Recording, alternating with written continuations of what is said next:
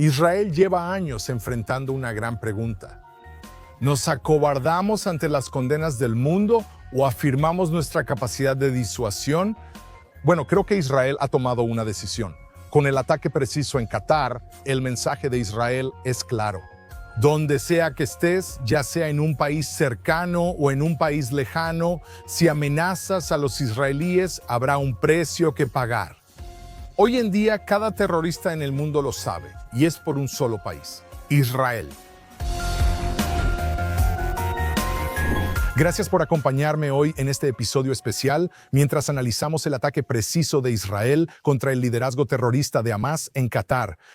Mira las ramificaciones tanto a nivel local en Estados Unidos como a nivel global. La reacción de Qatar nos sorprende. Este ataque, dice el emir de Qatar, solo podemos describirlo como terrorismo de Estado. Este es un mensaje para toda la región de que hay un actor deshonesto en la región. Qatar es el mejor bailarín de Medio Oriente. Realizan un vals con dos parejas diferentes en la pista de baile. La primera es Estados Unidos. Al Udeid es la base más grande de Estados Unidos en Medio Oriente. ¿Dónde está? En Qatar. Así que Qatar está bailando con Estados Unidos, cerrando recientemente un trato comercial de 1.2 billones de dólares con Estados Unidos, incluyendo entregarles aviones bombarderos, tecnología y toneladas de equipo militar. Pero mientras bailan por este piso, cambian de pareja y regresan con su pareja tradicional, que es Irán. Para aquellos que no lo saben, Qatar posee el campo de gas natural más grande del mundo y su socio no es otro que Irán. Esta es la mayor fuente de riqueza de Qatar. De hecho, cuando Irán quiere financiar a sus representantes, quien es el patrocinador financiero de Hamás, Hezbollah y los hutíes, todo ese dinero pasa por Qatar. La relación de Qatar con el terrorismo viene de muchos años atrás, hasta Khalid Sheikh Mohammed, el cerebro y arquitecto del 11 de septiembre. Él vivió en Qatar. En 1996, la CIA notificó a Qatar que había un importante cerebro terrorista y le pidió a Qatar que lo detuviera. Qatar no respondió a esas solicitudes. Después del 11 de septiembre, fue advertido aparentemente por un miembro de la familia real y huyó antes de que pudiera ser arrestado. Mark Levin dijo recientemente que si el pueblo estadounidense supiera el alcance total del terrorismo de Qatar, sus vínculos con el terrorismo y la compra de influencia en nuestro país, Estados Unidos, incluso en los medios de comunicación, estarían indignados. El ataque de ayer por parte de Israel es la primera vez que se lleva a cabo esta farsa. La máscara ha sido revelada. Qatar ha estado jugando dos juegos. Son el aliado más cercano de Irán. Irán hace un plan. Su tesorería es Qatar. Ellos señalan dónde va a ocurrir el ataque terrorista y Qatar financia el dinero. Por otro lado, Qatar tiene la base estadounidense más grande en sus costas. ¿Cómo pueden vivir en esta duplicidad? Y tengo una pregunta aún más grande. Qatar, ¿qué estabas haciendo al albergar a los líderes de Hamás? Te comprometiste incluso con el presidente Biden a que el equipo negociador ya no estaría en Qatar. Pero aquí están, en casas, no en hotel, en un distrito residencial. ¿Qatar tiene casas en las que se está alojando a Hamás? Así es como podemos atacarlos. Ahora, esto plantea una pregunta muy importante sobre las negociaciones de los rehenes. El mediador de las negociaciones de rehenes entre Israel y Hamás es Qatar. No sé cuántos israelíes viven en Qatar, pero el liderazgo de Hamás ha estado ahí durante décadas. Si fueras a una mediación, ¿confiarías en un mediador que le da refugio a tu oposición? La absurdidad no tiene límites. Israel, al realizar este valiente y audaz ataque, ha demostrado que no vamos a permitir que los cerebros terroristas encuentren refugio seguro en ninguna parte del mundo. Si otros países quieren ignorar la doble moral de los países que patrocinan el terrorismo por un lado y supuestamente son aliados democráticos por el otro, Israel no permitirá que eso nos impida ocuparnos de nuestros asuntos. Las condenas han resonado en todo el mundo. El primer ministro Keir Starmer dice que condena el ataque de Israel y advierte sobre una posible escalada. por supuesto, llamó al liderazgo de Qatar. Ofreció sus condolencias, ya sabes, por un oficial de seguridad de Qatar que fue asesinado. No mencionó que el oficial de seguridad de Qatar y 5 personas más aún sin identificar. Aún desconocemos los resultados de este ataque. No olvidemos que pasaron días antes de que se confirmara la eliminación de Nasrallah. Lo mismo pasó con Mohammed Dief, que tomó más de un mes, el segundo cerebro en Gaza. Sin embargo, Starmer ha prometido el reconocimiento de un Estado palestino y ha estado haciendo esto desde septiembre. Dijo que debería haber un alto al fuego inmediato, rechazar la anexión y que necesitan buscar una solución de 2 estados. Según el jefe del Reino Unido, Israel debería declarar un alto al fuego inmediato y deponer nuestras armas. Debemos rechazar la anexión y no controlar territorios que ya son nuestros y buscar una solución de 2 estados. Bueno, lo siento, aquí no se menciona nada sobre poner fin al terrorismo entre los palestinos, ni sobre Mahmoud Abbas, quien negó abiertamente el holocausto un mes antes del ataque del 7 de octubre. Pero si queremos entender por qué el Reino Unido está deplorando a Israel, incluso The Guardian, que no es mi periódico favorito, anunció en 2024 cuál es el nombre de bebé más popular en Inglaterra. Lo adivinaste, Muhammad. ¿Necesito decir algo más? Francia, nuestro viejo amigo, el presidente Emmanuel Macron, que enfrenta una crisis política. El presidente Macron expresó de inmediato su solidaridad con Qatar. Ahora, desde la semana pasada, la aprobación de Macron ha bajado al 15%. Su primer ministro acaba de ser destituido en una moción de confianza que no pudo superar, siendo el 4º primer ministro destituido en los últimos 20 meses. De hecho, se supone que hoy habrá protestas en las calles contra Macron. ¿Cómo ha estado manejando Macron estas situaciones? Bueno, sabemos que ha estado pidiendo la creación de un Estado palestino. Ha estado condenando a Israel desde el principio de esta guerra. Ahora dicen que Francia tiene una población de 6 millones de musulmanes. Probablemente sea el doble, probablemente cerca de 12 millones de musulmanes. Dicen que hay 100.000 franceses que se convierten al Islam cada año. Probablemente sean cientos de miles. Lo que es indudable es que la población musulmana en Francia es el grupo demográfico de más rápido crecimiento. Así que mientras Macron está haciendo un trabajo terrible liderando un país que ha enfrentado deudas durante décadas y está completamente corrompido moralmente, ha habido un aumento del 1000% en incidentes antisemitas y protestas en las calles por parte de musulmanes. Responde apoyando un Estado palestino y condenando a Israel. Ahora pone otra excusa. Condena el ataque de Israel a Qatar. Pasemos a las Naciones Unidas. Antonio Guterres, quien recientemente pasó tiempo en China con Xi Jinping, también con Putin y otros miembros de la Guardia Revolucionaria Nacional de Irán. Hablaremos de eso pronto, dijo. Condeno los ataques israelíes en Qatar. Esto es una violación de la soberanía y la integridad territorial. Qatar ha sido clave en los altos al fuego y la liberación de rehenes. Es interesante. Si miras bajo el lema de Antonio Guterres que dice «Nunca jamás dejaremos de esforzarnos por hacer de este mundo un lugar mejor para todos, en todas partes». Supongo que eso simplemente no incluye a Israel. Bueno, la pregunta es si esto ya está siendo declarado como un ataque que es ilegal según el derecho internacional. Cualquiera que quiera puede consultar la página de vigilancia de la Organización de las Naciones Unidas de Gilel Neuer, una de las mejores fuentes de información. Y él señala aquí muy claramente que, según el artículo 51 de la Carta de la Organización de las Naciones Unidas, cada país en el mundo tiene derecho a la autodefensa inmediata antes de que estos casos sean considerados por las Naciones Unidas, si existe un riesgo inmediato. Bueno, como sabemos, Hamás, que está alojado en Qatar, llevó a cabo un sangriento ataque contra 6 israelíes que estaban sentados en una parada de autobús el día anterior. Subieron a los autobuses y dispararon a la gente, incluso a quienes iban en autos. Incluso si no necesitamos un recordatorio del 7 de octubre, justo un día antes de este ataque, Hamás acribilló a israelíes en las calles. Estos líderes de Hamás, el centro de mando y control, están en Doha, que es la capital de Qatar. Israel tiene derecho a atacarlos en cualquier lugar. El otro elemento del artículo 51 y otros artículos en la Carta de la Organización de las Naciones Unidas sobre la autodefensa es si el país anfitrión no está dispuesto o no puede capturar a los terroristas. Como sabemos, Qatar no ha querido ni podido capturar a esos terroristas en años. Y si el país no detiene a los terroristas, el Estado víctima tiene permitido pedirlo. Y si Qatar no detiene el terrorismo, el Estado víctima tiene permitido actuar. El otro tema son las comparaciones.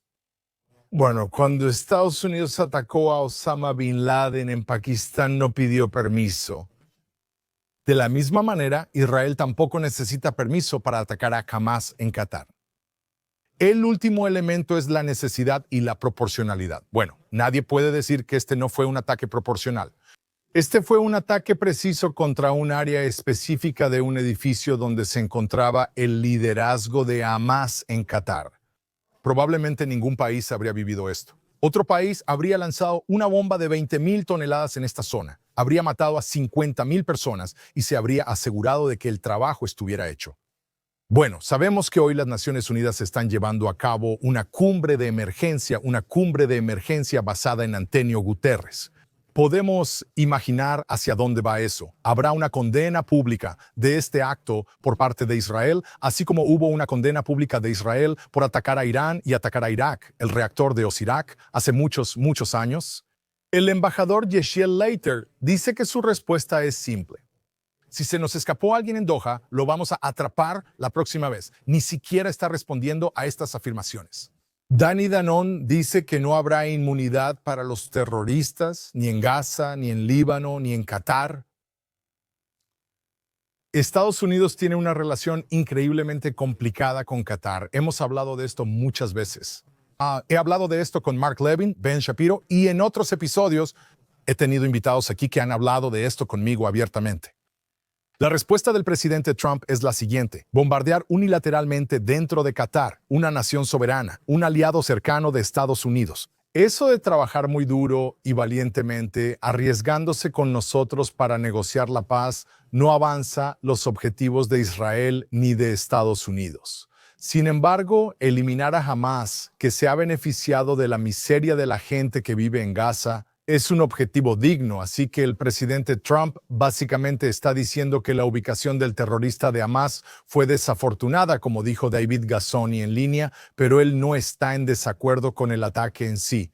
Y podemos leer dentro de estas declaraciones la complejidad de la relación de Estados Unidos al tener la base más grande en un país que no es esencialmente un proxy, sino un socio profundo de Irán. Trump se ha estado distanciando de esto ya dentro de una hora después del ataque, diciendo que fue decisión del primer ministro Netanyahu. No fue una decisión tomada por mí. Aparentemente, el mensaje que se está difundiendo es que Israel notificó a Estados Unidos a través de un intermediario cuando el ataque estaba ocurriendo, y tan pronto como Estados Unidos pudo contestar la llamada, llamaron a Qatar, pero ya habían pasado 10 minutos desde el ataque. Ahora, esta no es la primera vez que ocurre este tipo de situación. En 1981, Israel llevó a cabo lo que se llamó la Operación Ópera, en la que eliminamos el reactor de Osirak en Irak. El presidente Reagan y las Naciones Unidas condenaron la operación al principio.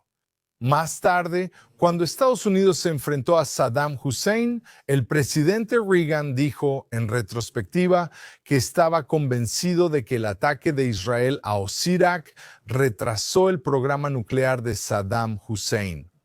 ¿Podríamos imaginar si Saddam Hussein hubiera tenido arsenal nuclear al atacar Kuwait?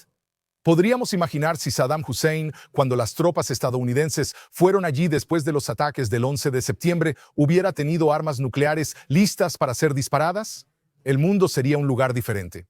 Una de las principales preguntas que surgirán es cómo Estados Unidos va a continuar su relación con Qatar. Israel ha mostrado su capacidad de disuasión, pero ¿qué implica esto para Estados Unidos? De hecho, creo que esto cambia las reglas del juego. Cable News Network, por supuesto, está tratando de presentar esto de la siguiente manera. Este ataque a Qatar plantea dudas sobre la fiabilidad de Estados Unidos como socio de seguridad. De hecho, creo que este ataque similar al ataque de Israel contra Irán, demuestra que es exactamente lo contrario. Cuando Israel ataca a un enemigo, sin importar dónde se encuentre ese enemigo, no representa una amenaza militar creíble. Proporciona una solución militar creíble. Estados Unidos, bajo la política de Trump, ha estado tratando de proporcionar una amenaza militar creíble sin poner tropas en el terreno. Entiendo que Trump está muy presionado. Los estadounidenses no quieren tropas en el extranjero, pero debemos entender cómo esto afecta la imagen de Estados Unidos en el mundo. James David Vance habló sobre la doctrina Trump y dice que la doctrina Trump es simple, y se las voy a leer. Son solo 3 puntos. Articula claramente cuál es el interés de lo que quieres. Intenta la diplomacia para lograr que eso suceda. Y si eso falla, usa un poder militar abrumador y luego sal de ahí lo más rápido posible. Bueno, pudimos ver en Irán que Israel pasó 11 días y medio bombardeando Irán con miles de incursiones. Destruimos las defensas aéreas y atacamos objetivos clave en Irán con drones y agentes internos y externos. Después de que limpiamos Irán y eliminamos la amenaza, Estados Unidos, afortunadamente, llegó con bombarderos B-2 y lanzó un enorme arsenal sobre el programa nuclear de Irán. Israel ha estado pidiendo estos aviones. Si los tuviéramos, lo haríamos nosotros mismos. Era el momento para que Estados Unidos demostrara su fuerza, y lo hizo. Aunque hay una pregunta sobre si Estados Unidos representa una amenaza militar creíble, y no tenemos que buscar más allá de lo que sucedió este domingo entre Rusia y Ucrania. Rusia llevó a cabo el domingo pasado el mayor ataque aéreo desde el inicio de la guerra entre Rusia y Ucrania. En abril, Trump le dijo a Vladimir Putin, «Detente». Uno de los famosos mensajes de alto después de que Vladimir Putin enviara bombas y atacara Kiev. El 8 de mayo, solo unas 2 o 3 semanas después, Trump emitió un ultimátum de 30 días para un alto al fuego. Cuando pasó ese alto al fuego de 30 días para el 14 de julio, 2 meses después, Trump emitió una advertencia de 50 días amenazando con aranceles del 100%. El 8 de agosto, la fecha límite había pasado. No había opción, no hubo acción. Y se anunció una cumbre con Putin. Después de la cumbre no hubo una conclusión clara. El 7 de septiembre, esta semana, Rusia ataca a Ucrania con 800 drones y 13 misiles. Atacaron un edificio gubernamental clave por primera vez y mataron a 4 personas, incluyendo a un bebé. Bueno, Clausewitz, que es como el fundador de la guerra moderna, Karl von Clausewitz, dice que la guerra es simplemente la continuación de la política por otros medios, lo que significa que quieres tener una política, quieres tener diplomacia. La diplomacia falla. Participas en la guerra o acción militar para lograr tus objetivos. La guerra no es independiente, es un medio para lograr una política. Para que la guerra sea una continuación de la política por otros medios, la gente en los barrios peligrosos como Rusia, como Qatar, como Irán, está observando si estás dispuesto a usar la fuerza militar. Bueno, aparentemente Rusia y otros no creen que Estados Unidos esté dispuesto a respaldar sus amenazas con acciones. Hace una semana, entre el 31 de agosto y el 1 de septiembre, se realizó la Cumbre de Cooperación de Shanghái, la más grande entre el eje del mal. Xi Jinping estuvo ahí, él la organizó, Putin asistió, Irán asistió, Erdogan, el jefe de Turquía, asistió y por supuesto Antonio Guterres de las Naciones Unidas también asistió. Y el mensaje fue muy claro, el eje Rusia-China ya no se esconde. Por cierto, también estuvieron presentes algunas otras naciones que están atrapadas en medio, como Modi de la India. Los líderes mundiales están observando muy de cerca si Estados Unidos presenta una amenaza militar creíble. ¿Existe una amenaza militar creíble para defender Taiwán? Créeme, China observa a Rusia para ver si Estados Unidos intervendrá, mantendrá aranceles, enviará tropas o armará a los ucranianos. El mayor asalto aéreo de Rusia contra Ucrania esta semana muestra que la disuasión de Estados Unidos no está funcionando bien. Ahora, de nuevo, puedo entenderlo, como muchas personas. Estados Unidos no quiere tener tropas en el terreno. No quieren involucrarse en operaciones militares y guerras en todo el mundo, pero vivimos en una economía global. Vivimos en un mundo global. Estados Unidos tiene activos en todo el mundo y bases militares. Y no se puede ignorar al mundo.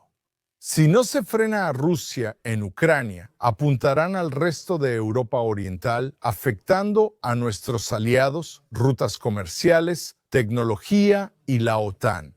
Estados Unidos no puede solo esconderse. Israel lo aprendió de forma dolorosa. Muchos piensan en el 7 de octubre, pero ese no fue el momento. Entre julio y agosto de 2006, Israel tuvo la Segunda Guerra del Líbano.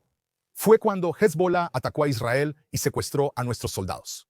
Israel atacó con fuerza durante el siguiente mes, pero nos detuvimos antes de derrotar a Hezbollah y aceptamos la resolución de las Naciones Unidas que pedía la retirada total de Israel del territorio libanés a cambio de una comisión de supervisión que aseguraría que Hezbollah no siguiera fabricando armas y no bajara al sur del río Litani. Bueno, Hezbollah declaró esto como una victoria divina. Se rearmaron. Pasaron de 15,000 cohetes a 150,000 cohetes, incluyendo municiones de precisión. Hamas lo observó cuidadosamente y lo imitó. Construyeron túneles y comprendieron la teoría del escudo humano. Y ya para 2009, Hamas estaba lanzando cohetes a Israel, lo que llevó a la Operación Plomo Fundido. Irán celebró la victoria de Hezbollah como una victoria mundial para el terrorismo. Fue entonces cuando empezaron a inyectar dinero no solo a Hezbollah, que es un régimen chiita, y a otras milicias chiitas en todo el Medio Oriente, porque Irán es chiita. Luego eligieron a Hamas, que son sunitas. Ahora, probablemente, no hay otras personas en el mundo que hayan matado a más gente del bando contrario que las guerras entre chiitas y sunitas. Esto no tiene relación con Occidente, es un conflicto interno. Pero lo único que los ha unido es el financiamiento de Irán al terrorismo mundial. Están dispuestos a usar a los chiitas. Están dispuestos a usar a los sunitas. Están dispuestos a usar a los chechenos. Mientras apoyes el terrorismo contra Israel o Estados Unidos, Irán es tu patrocinador.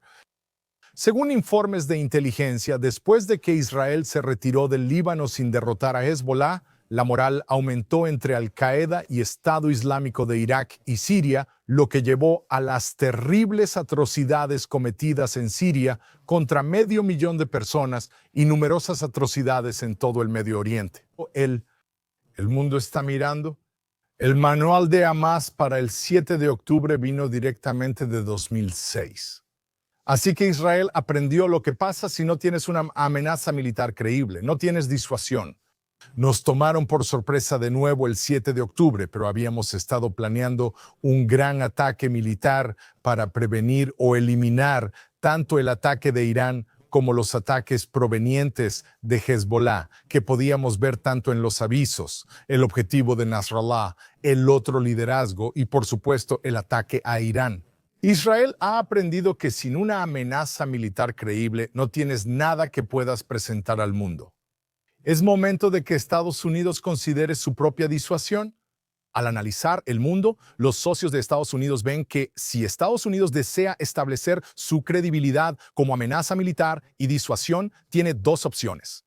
O bien necesita poner tropas sobre el terreno y llevar a cabo su amenaza militar creíble con soldados estadounidenses, o necesita armar, financiar y apoyar a sus principales socios regionales que se encargarán de las amenazas que ponen en peligro la democracia, a los socios de Estados Unidos y al propio Estados Unidos. Hoy en día hay un solo ejemplo de un país en el mundo que parece tener el valor de enfrentarse a estas amenazas. Israel, Israel, Israel. Nadie más parece estar enfrentando la batalla. El enemigo, Europa, incluso en algunos casos Estados Unidos, parece, quiero decir, feliz, pero más bien dispuesto a permitir que estas amenazas se propaguen, que crezcan, que las contengan, como contener el cáncer dentro de un cuerpo y verlo crecer más y más y más. Eso es lo que pasó con Irán, eso es lo que pasó con Hezbollah, eso es lo que está pasando con Rusia y eso es lo que está pasando con China. El terror nunca se desarma por su propia voluntad. El terror solo crece más y más. Es difícil para nosotros en Occidente entenderlo porque en nuestro interior somos personas que buscan la paz. Queremos libertad para la gente. Deseamos paz. La guerra busca lograrla en Israel, no conquistar más territorios. Buscamos vivir en paz, por eso participamos en la guerra. Sin embargo, nuestros enemigos y las personas que creen en el terrorismo es una ideología religiosa, a menudo basada en el Islam, que habla sobre construir un califato. Habla sobre la conversión forzada, habla sobre la dominación mundial. No existe un vacío donde simplemente se quede quieto y se duerma. Si el terror no se enfrenta, simplemente crece y crece. El reciente ataque de Israel contra el liderazgo de Hamás en Qatar, ya sea que hayamos eliminado a un tercio, la mitad, o a todo ese liderazgo de Hamás, demuestra que Estados Unidos tiene un socio dispuesto a afirmar su capacidad de disuasión y a encontrar terroristas donde sea que se encuentren. Créeme, cuando los terroristas se van a dormir por la noche, no tienen pesadillas de ser perseguidos por el Reino Unido después de los atentados en los autobuses de Londres, ni por España después de los atentados en los trenes españoles, ni siquiera por Estados Unidos después del 11 de septiembre. Lo que ven en su mente es una bandera blanca y azul con una estrella judía y empiezan a sudar por la noche porque Israel es el único país que le está enseñando al mundo que necesitas tener una amenaza militar creíble, respaldada por acciones militares creíbles. Esta es la oportunidad de un cambio radical, no solo para Israel, pero me centro en Estados Unidos. Estados Unidos debería estar usando esta oportunidad para presionar a Qatar para que elija su bando. ¿Quieres ser un patrocinador del terrorismo, un aliado de Irán, entregando fondos y entrenamiento a Hezbollah, a Hamás, a la Guardia Revolucionaria iraní, a entidades terroristas en todo el mundo? ¿Prefieres ser aliado de Estados Unidos? Ahora, podría haber un mensaje subliminal aquí, una corriente subterránea donde tal vez Estados Unidos está insinuando que Israel llevó a cabo este ataque con la aprobación implícita, si no explícita, de Estados Unidos, enviando un mensaje a Qatar. Conociendo a Qatar y a los regímenes terroristas, los mensajes implícitos no bastan. Ellos escuchan mensajes explícitos y contundentes. Es un momento en el que esto se utiliza para un juego de 10 veces más. Israel atacará a los terroristas donde estén. Y Estados Unidos exige a sus aliados que elijan un bando, ya sea el eje del mal, Rusia, China, Turquía, Corea del Norte o el eje del bien. Quiero concluir diciendo que como israelí estoy orgulloso de este día. Estas condenas mundiales reflejan una visión con la que todos nos identificamos. Imagina a un gran abusador en el patio de juegos y hay un niño pequeño que se enfrenta a este abusador. Y luego miras alrededor del patio de juegos y hay un montón de otros niños que los están rodeando. ¿Esperarías que animaran a este niño el David que enfrenta a Goliat? ¡Wow! El niño pequeño se está enfrentando a un abusador que es 100 veces más ruidoso. Pero todos esos niños apoyan al abusador. No lo entiendes. ¿Por qué lo harían? Animal desvalido que está dispuesto a enfrentarse. Y luego haces un acercamiento hacia afuera. Ves que tras ese círculo de niños hay otro círculo de abusadores detrás de cada uno. Y entiendes, esos niños que animan al abusador, saben que si no animan al abusador, hay un abusador más grande detrás de ellos que está dispuesto a atacarlos. Esos niños que están parados dentro de ese círculo interno son Europa. Europa hoy sabe que si apoyan a Israel, que es el único país con la ayuda de Estados Unidos que se enfrenta al terrorismo mundial, hay un abusador más grande que han permitido en sus poblaciones, que han dejado que se propague y que está detrás de ellos. Esa es la historia de Europa hoy. Israel ha demostrado valentía. Israel ha demostrado que, quieran apoyarnos o no, si tenemos que elegir entre ser condenados por ustedes, Europa, o mostrar nuestra capacidad de disuasión y atacar a los terroristas que quieren matar a nuestra gente, esa elección ya se ha hecho. Y el terror no puede volver a descansar mientras Israel esté vigilando. Gracias por acompañarme en este episodio especial de Verdadero Oriente. Estaremos aquí de nuevo la próxima semana para ver cómo se desarrolla la historia detrás de cámaras en el Medio Oriente.